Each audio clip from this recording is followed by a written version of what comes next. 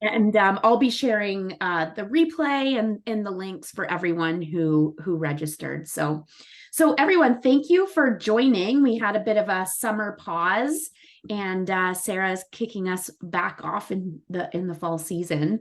Really excited. I kind of lean on Sarah quite a bit, like, hey, tell me, was that story good? And she just goes all in with the feedback and has led me in some really great directions and has given me some insight that I honestly would not have figured out on my own without her eyes on things. So with that, I'll kick it over to you, Sarah, and just let us know if you want questions as we go, or if you want to save them for the end, so everyone kind of knows what your style is here. Yeah, so you can definitely pop questions in the chat, but I have left about 15 minutes at the end for a conversation or questions or anything like that, because I think that every presentation has a lot of information. So any questions are welcome. So I'm Sarah. I know some of you know me. I'm the owner operator of MCAT. I'm a writer, a digital creator, and I support mainly women in small businesses. I do support men though as well, creating content and collaborating on creating their content. I also work with Meredith as one of the copywriters. So my goal here is to talk about Instagram. Sorry. Oh, I thought I heard you say something, Meredith. Nope. My goal with most of my clients is to have them look at Instagram in a different way. So instead of this idea of keeping up with Instagram, I teach them how to look at it in a different way so that it serves them in their business in a way that might not be how everybody else does it. Okay. Oh, why am I locked out here? There we go. Okay, so we're going to talk about if Instagram is working for you. So we're going to figure out if it's working for you, and then we're going to use it to elevate your business. So I want to give you guys the tools to properly develop an Instagram strategy that works exactly for you and not for other people. So I'm just going to start out with figuring out where you're at with your own Instagram platform. So I want everybody, I know this starts off really, really hot. I want everybody to take a couple minutes and think about how often you show up on Instagram. How often are you having a two-way conversation? So not only like, are you creating content to engage with your audience, how often are you actually engaging in a conversation? And what does conversion look like for you? So how often does Instagram generate income for you? Have you gotten clients from Instagram?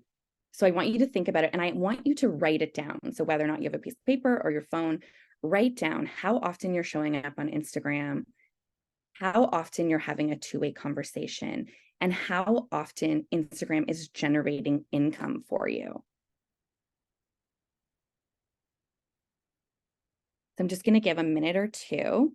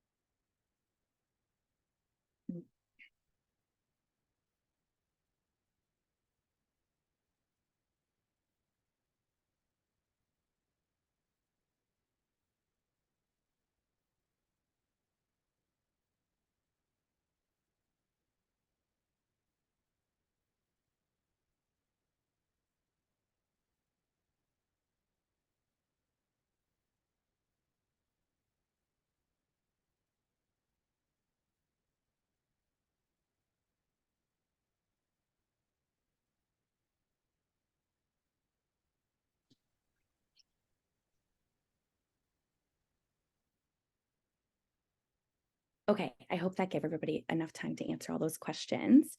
So what I want you all to remember as we go through this is that Instagram should work for you like every other resource that supports your business.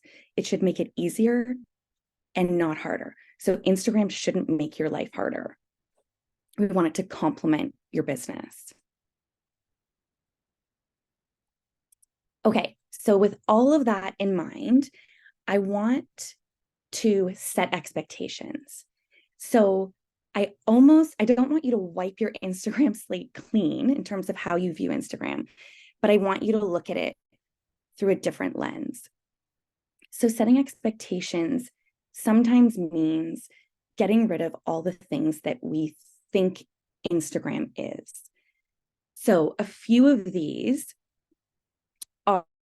so the first few I'm going to talk about are improper focuses.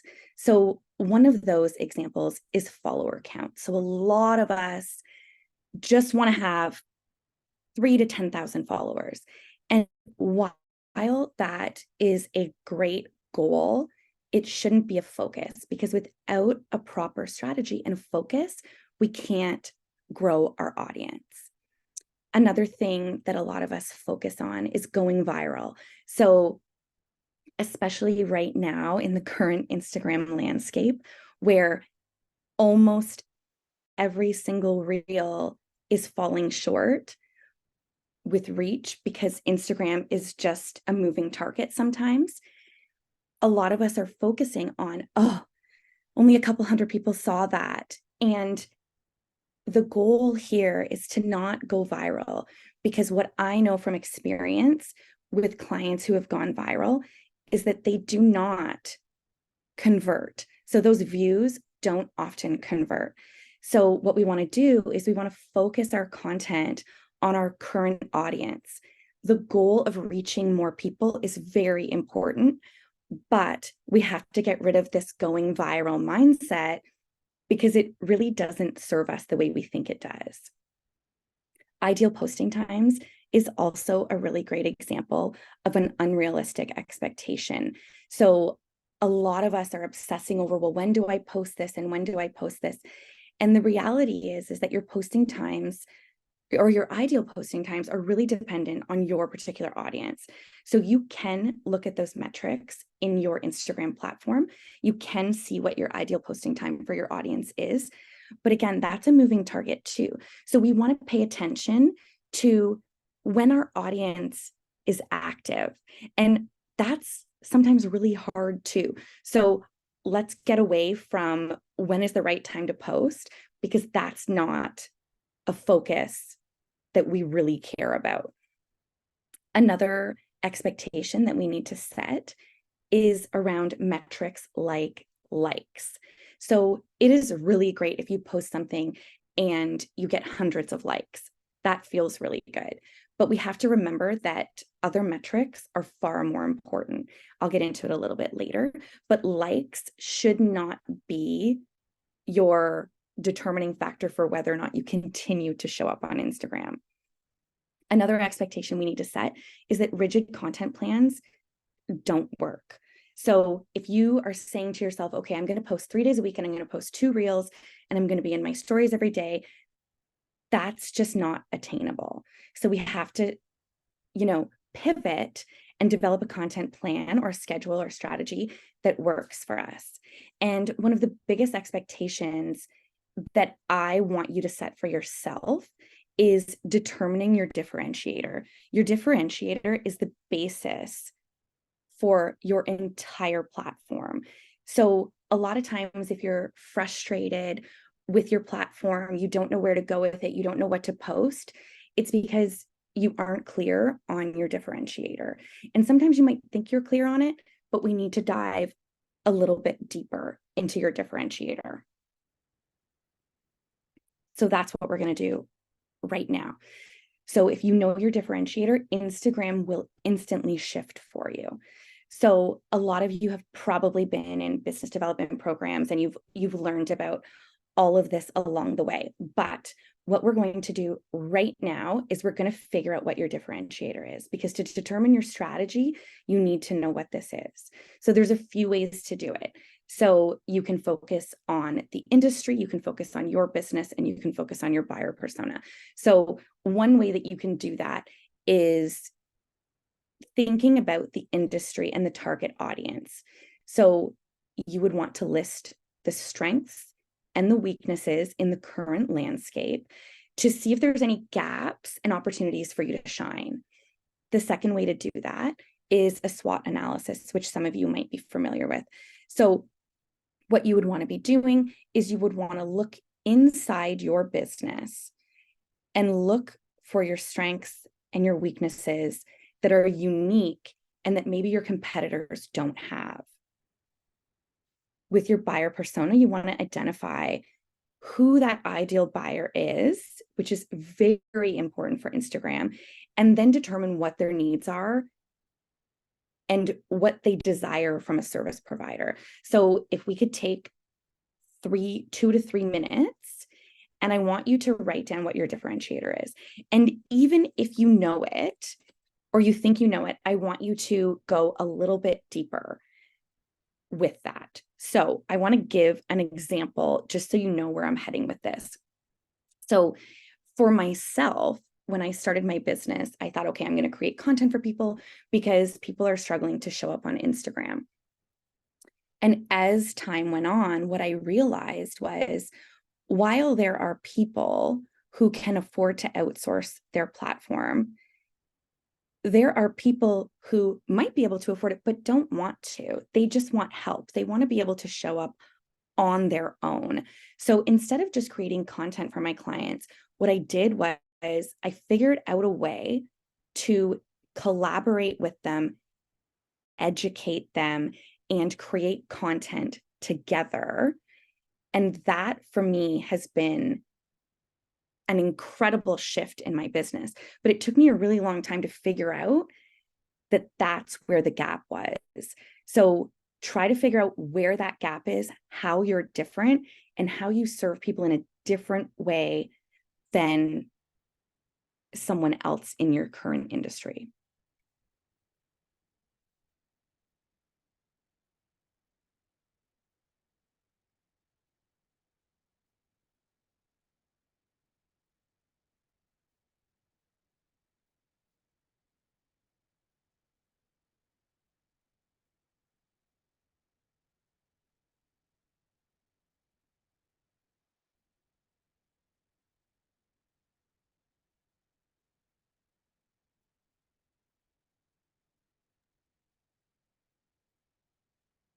Sarah in the chat, Bree is very excited about SWOT analysis, which doesn't surprise me. And then Danielle must be one of your clients, and she's giving you some kudos, saying that you do a great job at collaborating with your clients. Oh, thank you.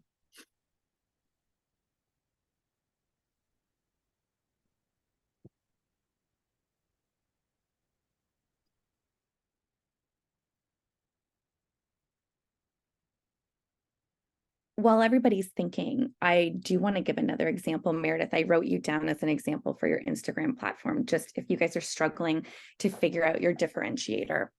I'll give you another example. So with somebody like Meredith, and I'm sure you guys all follow her content, I think the difference with Meredith is that Meredith is somebody who doesn't just do a job, get a testimonial, and move on. She educates as she goes. She demystifies things. She proves that she walks the walk. She has a team of strong professionals, and she advocates for people who have previously gotten shoddy work.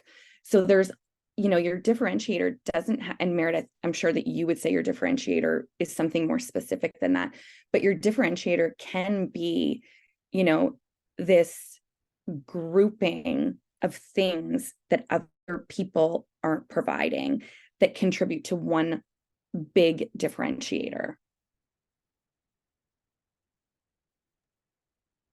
Thanks, Sarah.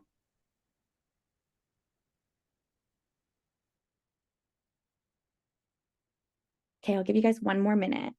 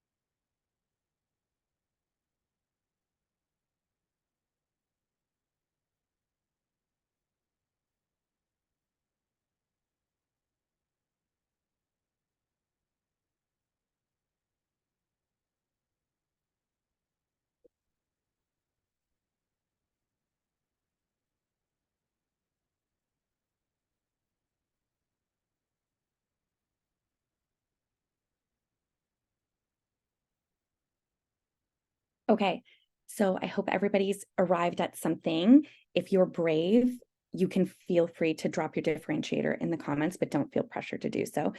So, like I said, if you don't know your differentiator, this could be your core problem. If you're somebody who's really frustrated by Instagram, struggles with nobody interacting with their content. So what your differentiator will do is it will support launches, it will support campaigns. It really will be the foundation of everything that you create. And what it will also do is it'll create clarity in your messaging. So no longer will you be saying, I don't know what to post. Well, if you know why you're different, then that's how you create your content. And it also gets away from this concept that I hear so many people saying, like, well, why should people care about my content? Well, you're now giving them a reason to care about your content because now you're different.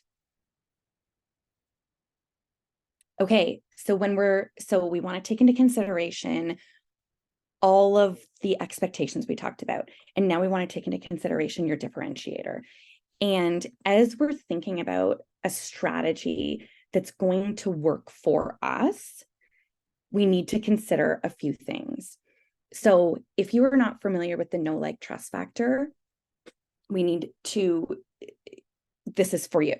So Instagram is all about the know, like, trust factor. So what we know is that people need to know you, like you, and trust you in order to enter your sales funnel.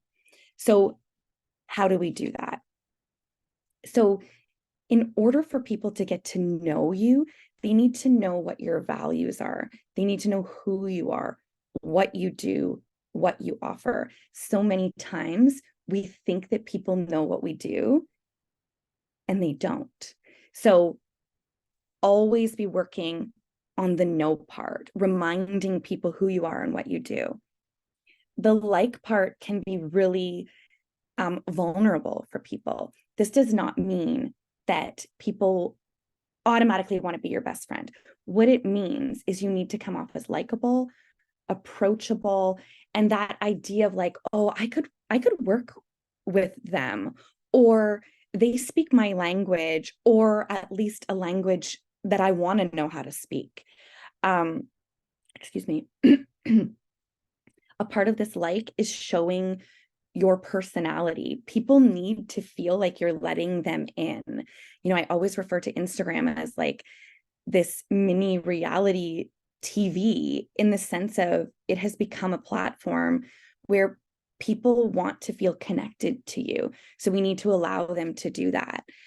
Trust is huge. So trust comes in the form of sharing reviews, educating your audience, walking the walk, responding to messages in a timely manner. So if somebody reaches out to you, don't wait 2 days to respond to them. They need to trust that you're going to support them in whatever way they're looking for. And also sharing your portfolio, giving them a reason to go, oh, their work is good. I should hire them. I should invest in them. So we want to always consider the know, like, trust factor when we're showing up on Instagram. We also want to focus on intentionally building our audience. So what does this mean? Old Instagram tells us that we need to create reels that reach 5,000 people so that those people will become our followers. We need to create content that so many people resonate with that it will convince them to follow us. Real talk is that that is not going to build your audience in the way that you think it's going to build your audience. So we need to pivot. We need to make sure that we are proactively building an audience. So what does that look like? What I typically recommend to my clients is adding 25 people, 25 followers per week. So how do we do that? You go to competitors or other people in your industry. This is going to sound like poaching. It's not what it is. Or you're going to go to places that your audience is, or your ideal buyer is. And you're going to go through that list and you're going to hand pick your followers. And you can also do this by searching hashtags. There's a bunch of other ways that you can do it. The beautiful thing about this is that if that person follows you back, you now have a perfectly aligned follower, which doesn't always happen with other content or with your content in general. We need to consider for every strategy clarity in your platform and your messaging. So what does that look like? Clarity in your platform comes in the form of, what does your bio look like in Instagram? Does your bio tell people what you do? Or does your bio say that you're a mom? Does your bio say that you are an entrepreneur? These are all things that don't tell us what you do and what services you offer. So we need to be very clear about what our business offers. Every strategy should include education. That can be expressed in all forms of content, but we need to educate the consumer of our content on what we provide and why it's important. Every strategy should consider that your Instagram platform is your digital resume. So when I say that, I mean, when a reel falls short, don't worry about it. Yesterday, a client reached out to me and said, Sarah, a reel that I created only got a few hundred views. Should I delete it? And I said, no, don't delete it. Because when people are coming to your page, they are looking at the resume that you have created. They are looking at all the content and the value that you have provided. So you are constantly building that resume. So, stop thinking about going viral and how many likes you're getting and all of that. You're building your resume. And the last thing that every strategy should consider is that social media has two components, social and media. I see a lot of people who are just creating content, but they are not consuming other people's content. It is very important that you are doing both. You are engaging with other platforms and you are creating content.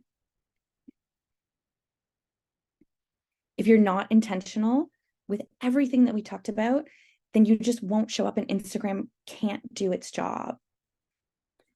So here are the 3 types of content that you want to consider for your strategy. And you want to be able to insert your differentiator into all of these types of content. I'm assuming that you're all familiar with them, but post content and reel content all stay in your grid. Stories content disappears after 24 hours. So your post content is content that you're going to use to market to and educate your ideal customer. Your reel content is used to generate interest, show your differentiator, reach a broader audience, and really highlight you and your business. And stories content is used to keep people in your zone. So stories should showcase business content, personal content. In my opinion, stories is the only place that personal content should be. You use stories to educate your ideal buyer, to learn about that ideal buyer, and to engage with them. So here are some analytics that we are all probably a little bit familiar with, But the metrics that I want you to focus on, views and comments and saves are all great metrics, but I want you to focus on different metrics. I want you to focus on how many people are sharing your content, how much traffic you're generating from your Instagram platform to other platforms. Is that YouTube? Is that your website? Wherever else? Are people tagging you in content?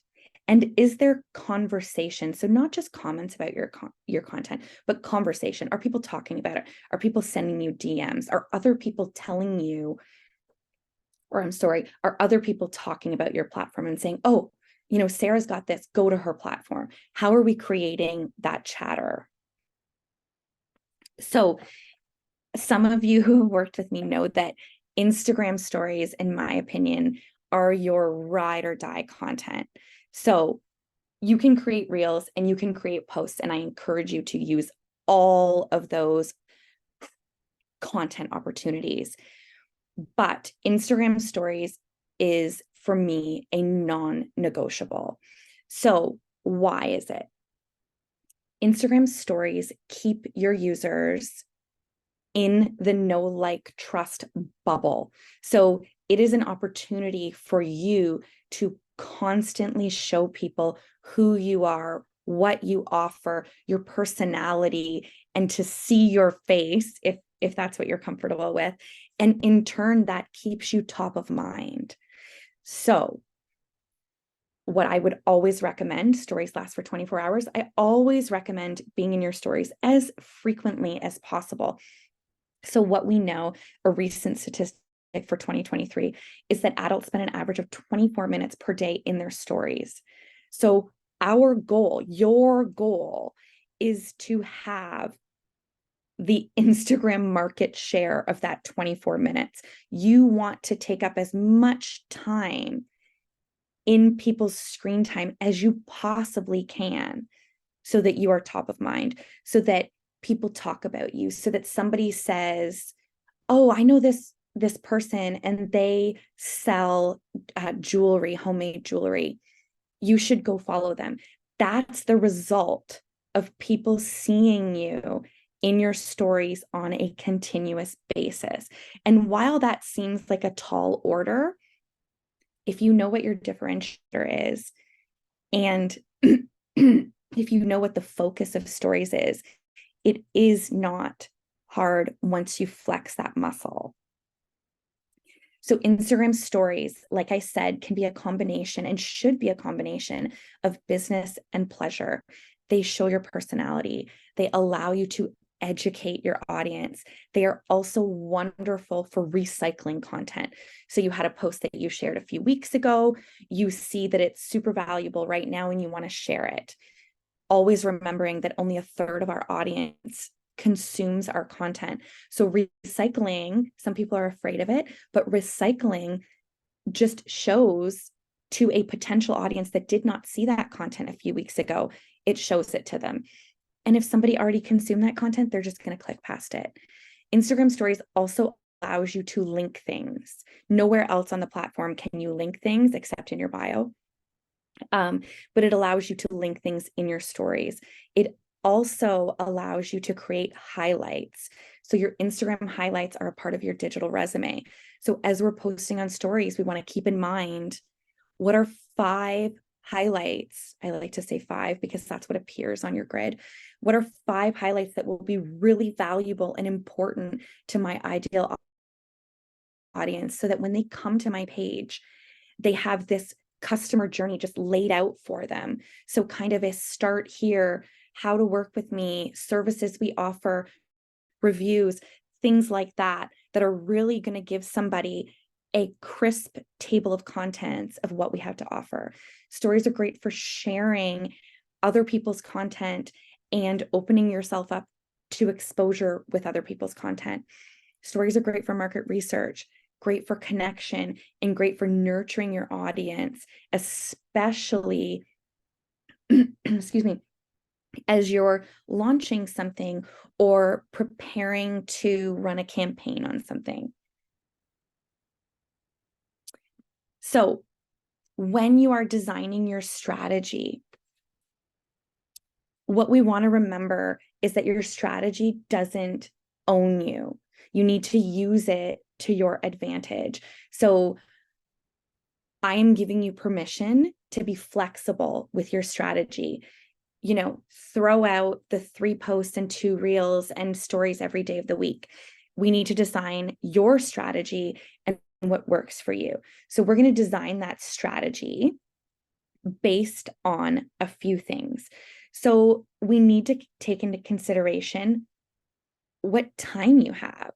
So what I want everybody to do right now is to write down realistically what your weekly availability is for Instagram.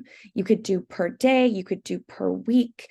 You could also think about, do I have one day per month that I could batch content or plan out my content? There's no right or wrong time frame that you're allotting to Instagram, but I want you to figure out right now the time that you have to dedicate to Instagram. I'll give about a minute.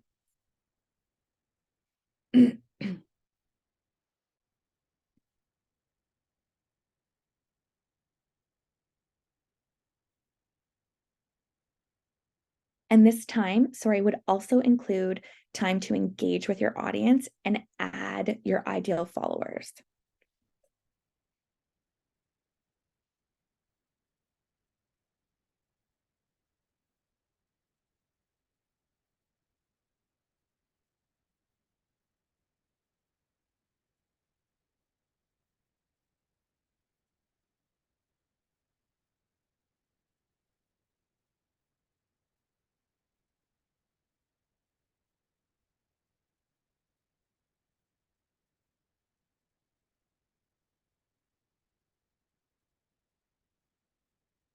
Okay, so now that we have a sense of how much time we can dedicate to Instagram, that is going to determine your post frequency and how often you can show up. And that is all based on how long it takes you to do things. So once you get to the point, I'm hoping after this presentation, once you can sit down and say, okay, I have this much time, so I'm going to do this. And this is just an example. Maybe I can post 1 reel a week, but I have an hour or 2 hours a week for Instagram. So I'm going to post 1 reel and I'm going to be in my stories. What I would strongly encourage you to do, if you're somebody like me and probably a lot of us who's a perfectionist, set timers for things. It has worked for me. I know it has worked for other people. So if you have time for 1 reel, set a 45-minute timer for that reel. Okay, next is, let's design your strategy based on your understanding of the platform. So, do you know how to do a reel? Do you know how to use all of the features in Instagram stories? So, if the answer to those is no, you need to allot a little bit more time to learn about the platform and spend some time fiddling with it. Designing your strategy also means knowing what your focus is and what your goals are. So, is your focus right now to get more leads and get more business? If it is, then we need to use your differentiator to create a strategy that lends itself to that focus. So that one, for example, you need to get more business, you need to generate more income. So we need to be pretty active on Instagram for people to see you. So that needs to be a little bit more time. We need to design your strategy based on your know, like, trust factor. So that will be incorporated into everything that you create. And of course, designing your strategy takes into huge consideration your differentiator. I know that this all probably feels like a lot, but if you have clear focus and you know exactly how much time you have to dedicate and what your goals are, you won't feel like you're trying to keep up with what everybody else is doing on socials, or you won't feel like showing up is exhausting if you have clarity in it. So when we're making Instagram work for us, this is just kind of bringing it all together. We're making sure that we're checking our expectations. So are we focusing on follower count? Are we focusing on views? If we are, we need to pivot from that. We need to make sure we know what our differentiator is. We need to identify our goals and make sure that we have a clear focus. We need to be clear on capacity. And then we need to create the content that supports all of that. We need to always remember when we're creating this strategy that Instagram is a long game. It is not something that will create conversion overnight. So we do have to invest in it, but we have to invest in it in a way that works for us and only us. Okay, so I'm going to open it up to questions. No questions are silly. Feel free to be very specific with your questions. I will answer anything as best I can. Thanks, Sarah. You're welcome. I have a question, but I'll see who else does. Yeah. Anyone, you'll have to unmute yourself. And Sarah? Yep. The other Sarah? The other Sarah. Sarah without an H. We're so different. Yeah. So I think Sarah knows, and she's always been so awesome, kind of talking me off the ledge a little bit, because for me, Instagram is like the death of me, to be honest with you. So once upon a time, I had no strategy. I just did whatever the hell I wanted. And I got great views on Reels and quite a bit of likes and stuff. And then I implemented a strategy, what I thought worked after paying for different programs that tell you how to be the next Instagram, whatever. And yeah, nothing worked because it always told you like to figure out your target audience to do all this. I've never heard of differentiator or whatever. So this is new. But I think I can come up with that ideal audience, but I can't seem to understand how to reach them, if that makes any sense. So I've spent multiple amounts of time creating and thinking, okay, this is the strategy and this is what's going to work. And then like it just, pardon my French, like it shits the bed. Nothing happens. And so because I do a lot of research as well on this. And so what I'm finding now, just anybody in fitness, nutrition, dietitians, stuff like that, it seems to be that the only content that gets pushed out of those accounts is food, like just cooking food or making food. And that's not what I'm all about. And it's very time consuming. Like it's a full-time job to film all of that food and all this stuff. And I really don't just want to be another food account because I'm a very specialized niche. So I just can't seem to wrap my head around what's going on. And literally for the past like 2 weeks, I just haven't been posting, to be honest. Like I'm so frustrated. Yeah. And before I answer your question, I'll say that I am notoriously what I call a ghoster. So I will go weeks without posting posting to my grid. So that would be a static post or a reel, but I always show up on stories. So, and the reason why that's okay for me is because it's intentional and I know where I need to make up if I'm not posting. So I only say that to give people permission to not post, all the time. Now, that is to say, consistent on Instagram is necessary for exposure. We all know this. But for you, Sarah, do you mind if I ask, what did you write down for your differentiator? That's the thing. I get a mental block. Okay. And then I get frustrated. I'm like, I can't focus because it's going to be wrong. Okay. So I think what you need to do is you almost just need to do a reset. I would just not post on Instagram right now. You have to do a reset. You have to look at things different. And I know that, Sarah, I'm sure you wouldn't mind me saying this because you kind of touched on it, but you Yeah. are somebody who started on Instagram quite some time ago. And that old Instagram landscape where reach was really good and views were abundant is no longer the Instagram landscape for most people. So the algorithm is not algorithming, and or at least not for us all the time. So I would pause your platform right now until you figure out why you're different. Because until and the way you could do that is the things that I outlined, but also, Sarah, go back into conversations you've had with clients. Go back and even ask them, why was I different for you? Like, people don't mind answering that question because you probably had a really great relationship with them. Right. So if anybody came to me with that question, I would be happy to answer it. So, and that could be your form of market research.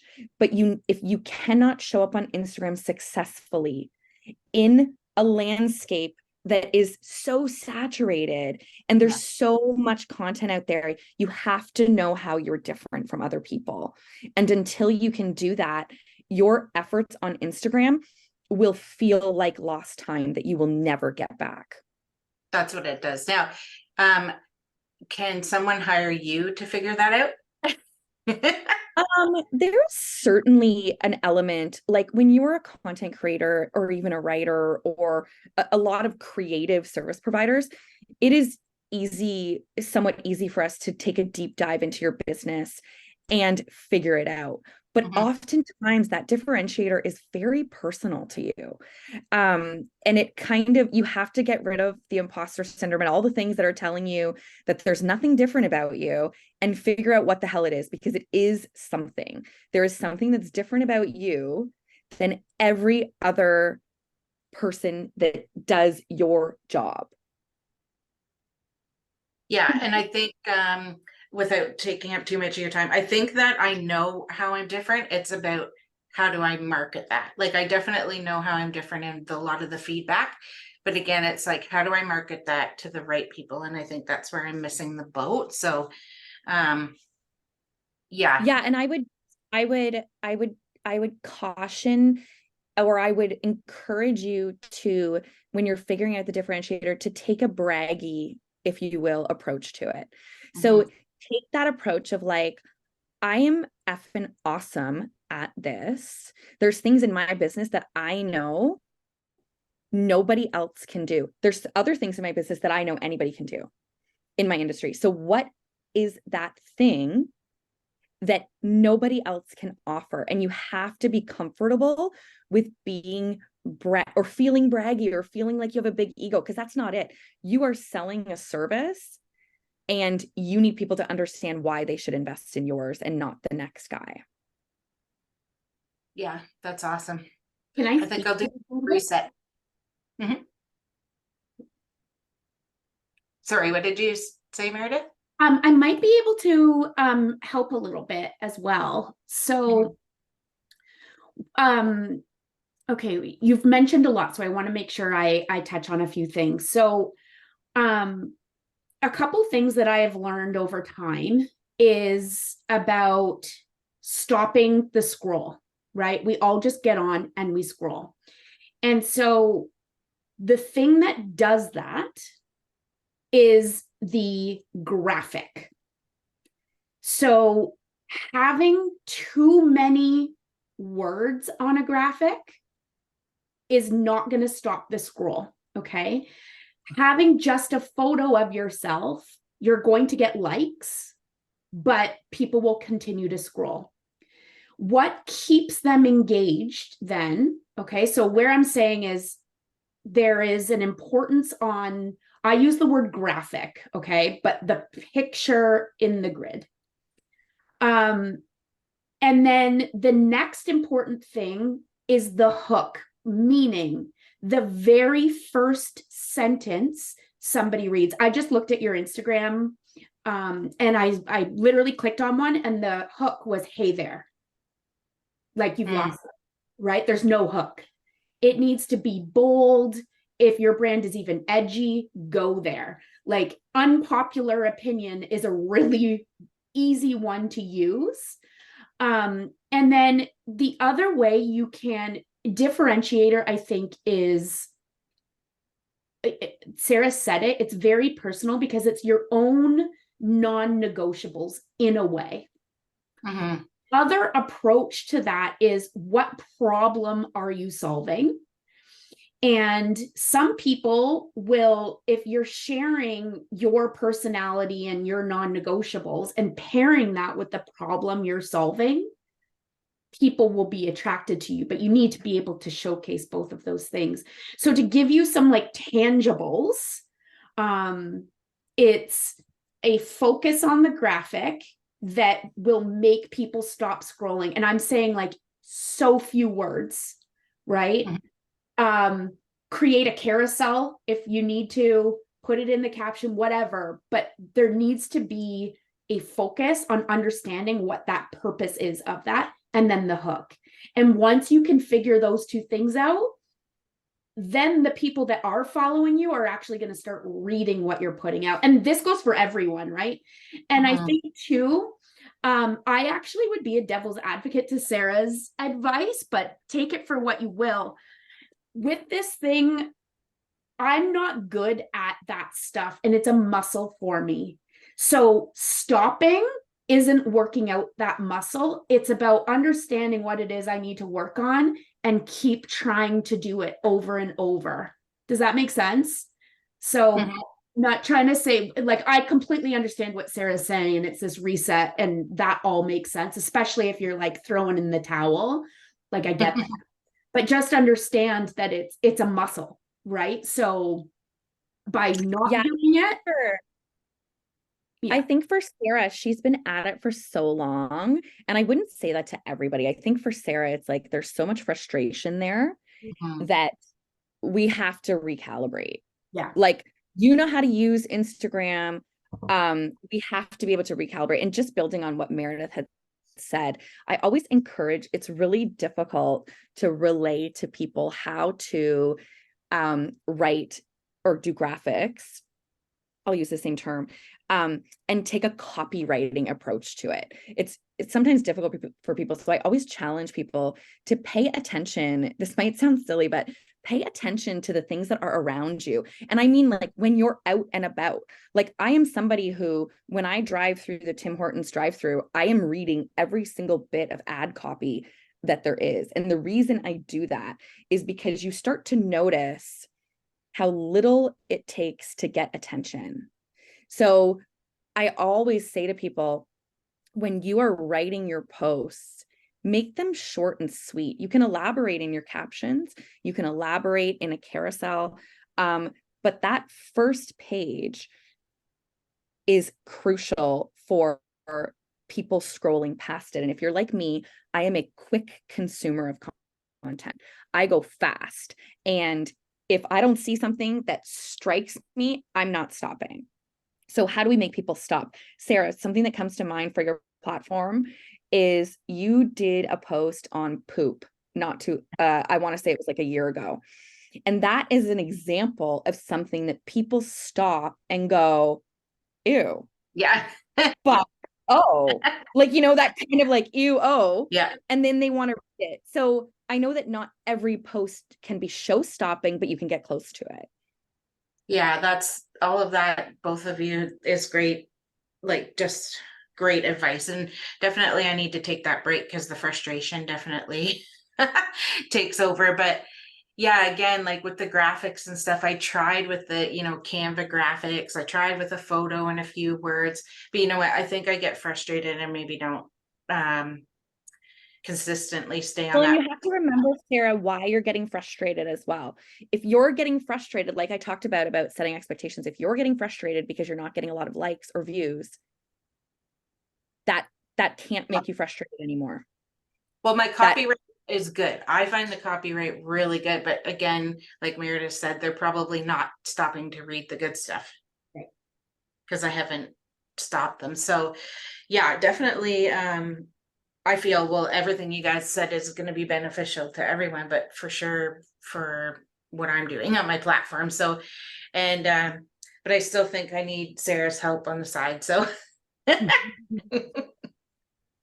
love to share something small that I learned from Sarah. First, other Sarah Lodge, you said that, you know, when you're working on a differentiator, you get frustrated, kind of like that mental block, and then you just feel like it's wrong. Um, I don't feel like there's a wrong differentiator if it feels right to you, because the most important thing is that it feels authentic, and that way it's a lot easier to sell. You can be so much more confident in selling it. And the other thing is just trying new things with like captions. Sarah's definitely challenged me to just look at things a completely different way, or take a risk and try like a new hook, or just try a bunch of new hooks and just see what works, because there's literally like no loss there. You know, you're putting content out, someone's going to learn from it, maybe not as many people as you'd like, but someone is going to see it, and then you can see what hooks are doing well and what isn't. Yeah, and that's really helped me. yeah, that's awesome. Yeah, I'm going to definitely, because I want people to read my copyright because it's good. And I authentically know who I am and where I'm different. But it's like, how do I get that message out there? So I think that's going to be my focus for sure. And then experimenting versus trying the same thing for 6 months and going, it's not working. Thanks, Bree. Does anyone else have anything?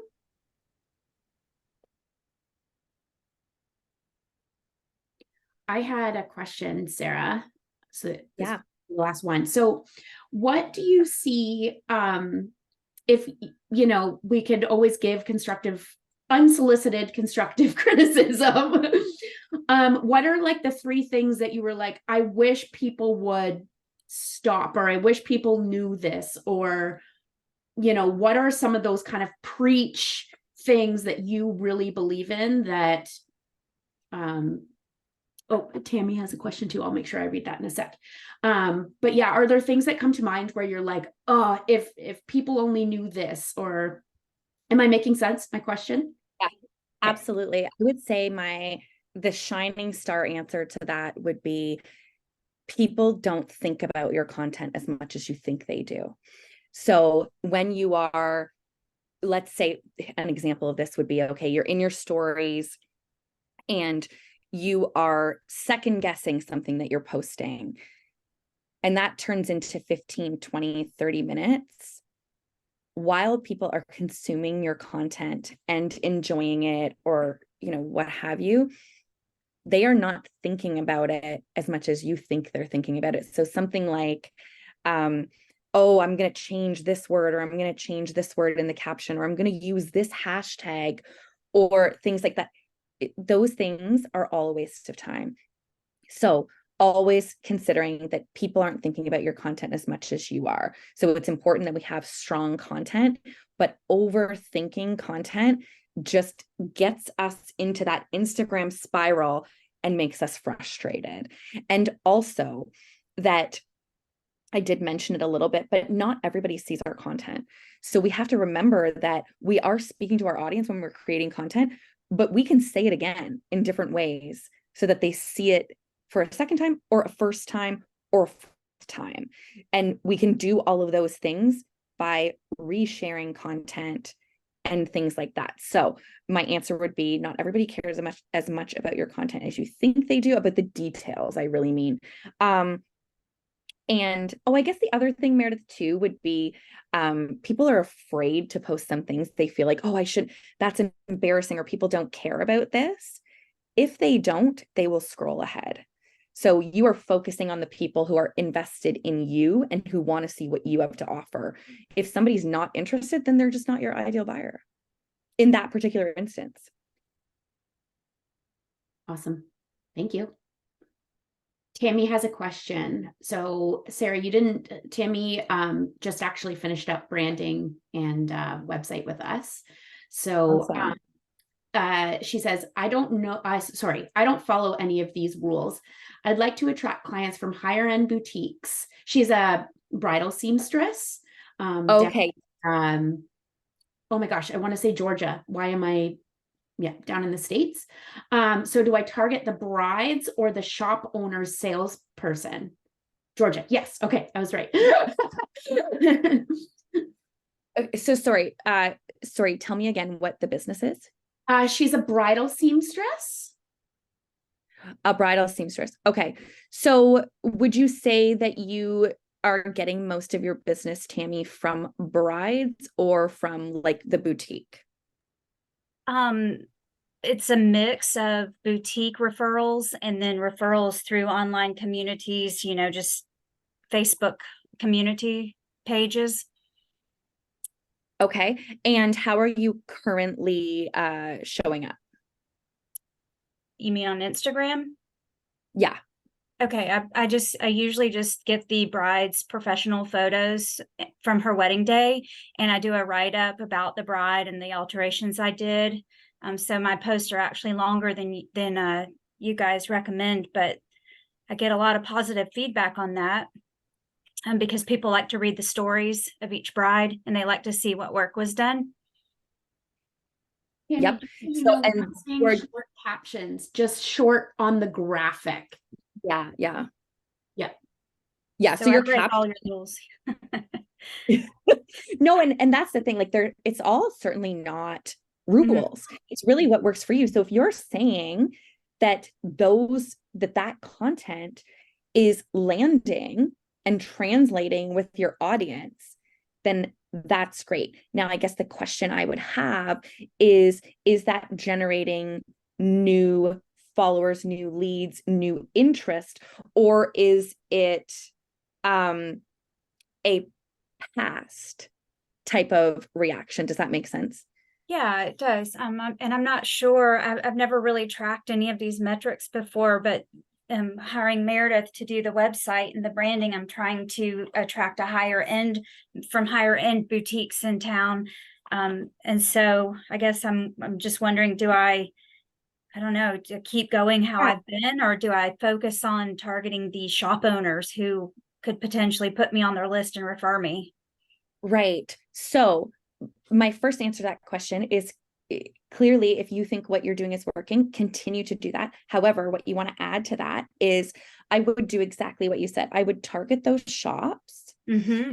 And what I would be doing is there's a few ways to do this. If they are really active on socials, what you want to be doing is sharing as much of their content as you can, because you want to be exposed to their audience. Right. Okay. So you want to gain exposure to more groups of people. So you want to be sharing their content. If you have a bride that comes in with one of their dresses, you want to be tagging them whenever you can, because then that encourages them to share or tag. So if you look at your Instagram like this domino effect, how are you getting more people who are not your followers to look at your content? The other thing you're going to want to do, so when I had talked about finding your ideal follower, you might remember I mentioned hashtags. Yes. So who is your ideal follower? What are they searching for? So you have this interesting audience in that they are younger, generally speaking, or younger than me. They are usually, I'm assuming, in their 20s, and they know or have gotten used to searching for hashtags. So what are we searching? What are they searching for? Are they searching for engaged Georgia? Are they searching for weddings, Georgia? They might even be searching for wedding venues, Georgia. So we have to get into the mind of who you are trying to get into your shop and ask ourselves what they're searching for. Yep. We could yes. So as long as you're sharing that content and exposing yourself to their audience, and you can do that via stories, you can also do it in posts and in reels. Does that sound like a lot? That sounds very intimidating to me. Yes. But we know if you can write that down in a little snippet of Mhm. this is who I'm looking for, and start adding those people and creating content that talks to them Mhm. and flex that muscle. It Okay. might feel a little bit overwhelming, but you want to speak to the people that you want in your corner and to consume your content. Okay. So I would be speaking to those shop owners. I would be speaking to people that are following the shop. Oh, that's a good idea. Yeah. So there are so many opportunities. You could follow wedding photographers, or sorry, go to wedding photographers in Georgia. See who's following them. And you're not just blindly adding them. You're going to their profile. Oftentimes people now, if they're engaged, will say it in their bio. So all of these things, if it looks like they're in a long-term relationship, you're following them. So you are going to be educating bridal boutiques, potential brides, Mhm. and there's a lot of potential brides out there. That's right. So you're going to be using your platform to educate those people and to reach all of those people. And don't worry about adding people. People do not think it's cringy. They don't know why you're adding them. They're going to look at your page and go, "Oh, do I want to follow her?" Yes. Okay. So I know that's a lot of tasks, but Yeah. it somewhat does narrow your focus. I hope that Mhm. helps. It I want to does. make sure we're aware of people's time here. Sarah, do you offer free like initial consults kind of thing that people Yeah, could? absolutely. Okay. So I'll make sure I include that, so that seems like more and more questions are coming up. And I think that's awesome. I just want to make sure people can get Yeah, back you to can just whatever it is that they call were via doing. my website. Yeah. Okay. Okay, perfect. All Mhm. right, guys, we've hit 1:02 and I want to be cognizant of your time. So thank you all for coming. I'll be sending the replay and Sarah's website and booking link, so you can get with her if you have any other questions or want to explore her services. All right. Bye, everyone. Bye.